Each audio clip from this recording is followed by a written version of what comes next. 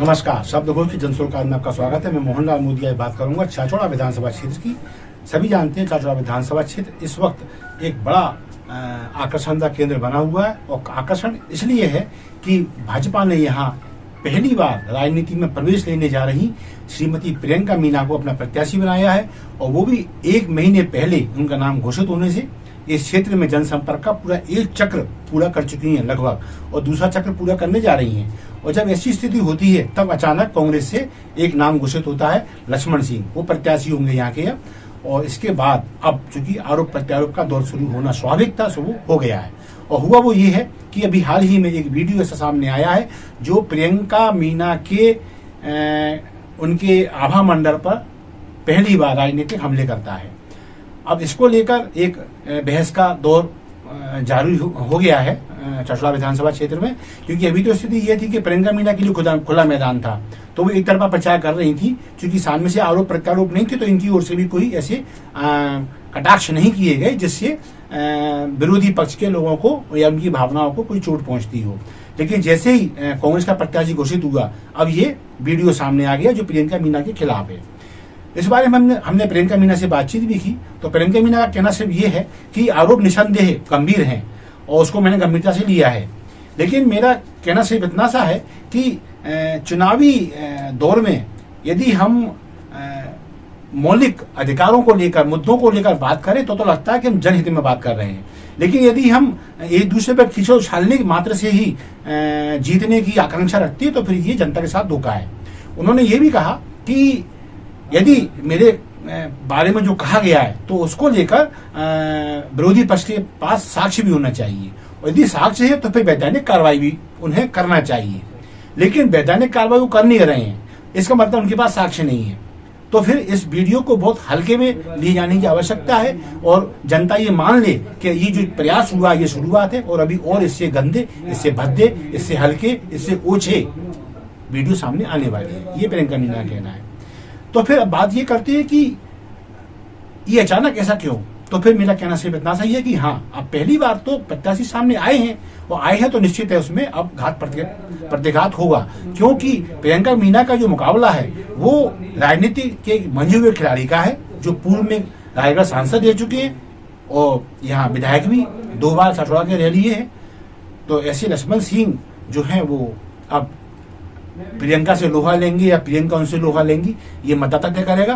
बाकी ये तय है कि प्रियंका को लेकर एक लोगों के अंदर उत्सुकता तो है, और ये उत्सुकता इसीलिए शायद ये वीडियो सामने आया ताकि उनके कुछ आभा मंडल को क्षति पहुंचाई जा सके।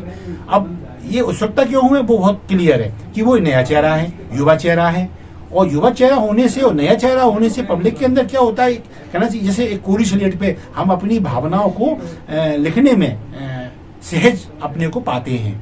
इसी प्रकार जब नया प्रत्याशी सामने होता है तो आदमी को ये अंदर जो गुस्सा रहती है, क्यों ना एक बार इसी भी आजमाया जाए। उसका भी कारण है। कारण ये है कि बीनागंज और चाचौड़ा, कुमराज, मधुसूदनगढ़ जी ऐसे इलाके हैं जो अविकसित हैं। इन्हें ना विकासशील कह सकते हैं ना विकसित कह सकते हैं। अविकसित कब है? जब 10 साल मुख्यमंत्री दिग्विजय सिंह रहे तो उनके बहुत प्रिय छोटे भाई जैसे शिवनारायण मीना यहाँ के विधायक रहे, और वो विधायक रहे तो मंत्री भी रहे। अब उनके मंत्री रहते, विधायक रहते, ये क्षेत्र विकास नहीं पकड़ पाया, उस विकास की लीक पर भी नहीं आ पाया ये ठीक से। और फिर अब 2 बार लक्ष्मण सिंह को भी हो चुके हैं, लेकिन विकास को लेके अभी भी वो ऐसे ही धूल का बवंडर वहां देखा जा सकता है। वहां अभी रोजगार का अभाव देखा जा सकता है। शिक्षा को लेकर कोई बहुत बड़े नए प्रयास दिखने में नहीं आए हैं। स्वास्थ्य को लेकर भी कोई बहुत बड़ी लकीर खींची नहीं जा सकी है। इसमें एक कार्यकाल ममता मीना का भी है जो भाजपा की विधायक रही। तो अब जब ये आदमी ने देख लिया कि शिवनारायण मीना, ममता मीना और लक्ष्मण सिंह और फिर दिग्विजय सिंह जो इस क्षेत्र के राजगढ़ के सांसद भी रहे हैं, लक्ष्मण सिंह भी सांसद रहे हैं इस क्षेत्र के जिसमें चाचौड़ा आती है, राजगढ़ संसदीय क्षेत्र। इतना सब होने के बाद ये कार्यकाल लगभग 20 साल का हो जाता है, और इसके बावजूद भी चाचौड़ा का विकास नहीं हुआ है। इसका मतलब ये है कि अभी तक जो प्रत्याशी आए, अभी तक जो जनप्रतिनिधि आए वो फेल रहे। तो फिर क्यों ना प्रियंका को आजमा कर देखा जाए। ये भाव वहां के लोगों का सामने निकल के आ रहा है, और शायद यही कारण है कि इधर से ये वीडियो अब आया है ताकि या तो ममता विचलित हो, सॉरी ममता नहीं प्रियंका, या तो प्रियंका विचलित हो या फिर वो कुछ ऐसे बयानबाजी पचड़ों में फंस जाए कि उनका जो क्रम है लंबा बन गया है जनसंपर्क का, वो टूट जाए। तो फिर बात यह आती है कि चुनाव जा किस तरफ रहा है। तो इसकी एक बानगी मैं आपको बताता हूँ। मीना समाज के व्यक्ति ने मुझे बताया है, नाम उनका लेना असंभव होगा। कहा यह जा रहा है कि मीना प्रत्याशी 2 बार इस क्षेत्र से मात खा चुका है, यानी भाजपा की नजरों में मीना प्रत्याशी की कुछ तो बकत कम हुई है, और फिर भी उसने दांव लगाया है प्रियंका पे, तो इसलिए लगाया शायद कि प्रियंका नया चेहरा है। तो प्रयास ये हो रहे हैं कि इन प्रकार कैसे भी प्रियंका को मात मिलनी चाहिए, और यदि प्रियंका को मात मिलती है तो फिर भविष्य में मीना समाज के किसी व्यक्ति को वोट मिलना असंभव हो जाएगा। ये मीना समाज के लिए एक बड़ा इशारा है कि जैसे शिवनारायण जी मीना के लिए ये अंतिम उनका जो चुनाव था, वो अंतिम बार जब जीते थे तो ये कहा गया था कि ये शिवनारायण मीना जी का अंतिम चुनाव हो सकता है, लिहाजा उनको आप निकालें। ये दिव्य सिंह जी के शब्द थे, और यदि आप नहीं निकाल पाएंगे तो फिर ये भी एक धारणा बनेगी लोगों को कि मीना समाज का व्यक्ति चुनाव नहीं जीत सकता, लिहाजा पार्टी को अगली बार मीना समाज के व्यक्ति को टिकट देने में अड़चन पैदा होगी।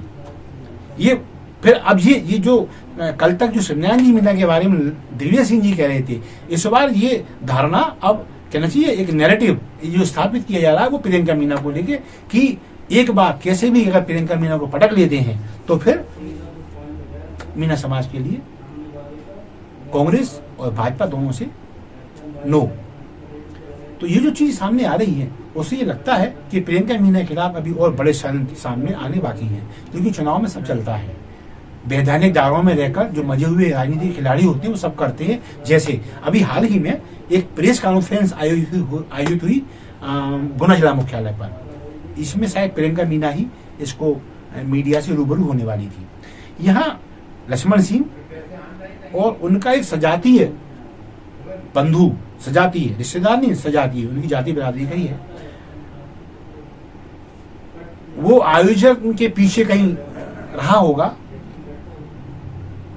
जाहिर है जब पीछे था तो भाजपा से संबंधित ही होगा। उनकी और लक्ष्मण सिंह के बीच में कुछ अंडरस्टैंडिंग बहुत शानदार है।